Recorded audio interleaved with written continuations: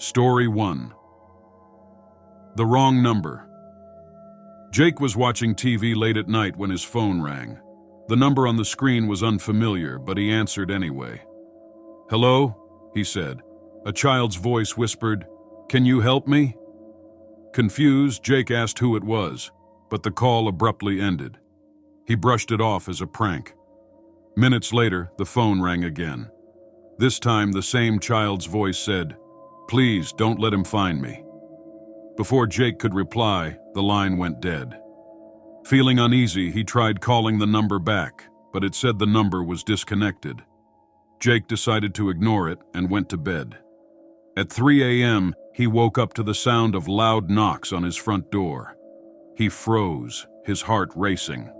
His phone buzzed again. This time, it was a text message.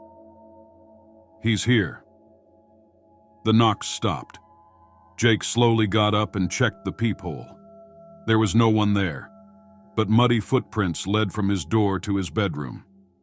Would you answer a strange call if it might save a life, or risk yours? Story 2. The Photograph. Ella was an avid collector of vintage items, and one day she stumbled upon an old Polaroid camera at a flea market. Intrigued, she bought it. That evening, she decided to test it out by taking photos around her apartment. When the first photo developed, it looked normal, just her living room. But in the second photo, taken in her hallway, there was a faint shadow in the corner. Thinking it was a trick of the light, she continued snapping pictures. The shadow began appearing in every photo, inching closer with each shot.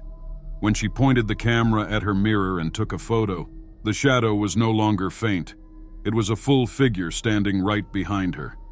Panicked, she threw the camera into the trash and locked her bedroom door. That night, she was awoken by the sound of clicking. Her phone buzzed with a notification.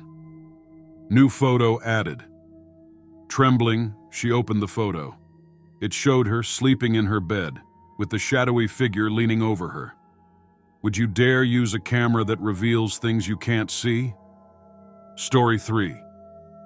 The Silent Passenger. Claire was driving home late one night on a deserted road when she spotted a man hitchhiking. Against her better judgment, she pulled over. He climbed into the back seat without a word. As she drove, she tried making small talk, but the man stayed silent, staring out the window. Every time she glanced in the rearview mirror, he seemed blurry, like he didn't belong. Feeling uneasy, she asked him where he needed to be dropped off. He finally spoke, his voice low and distant. "Just keep driving." After a few more minutes of silence, she turned to look back, but the back seat was empty. Claire slammed on the brakes, her heart pounding.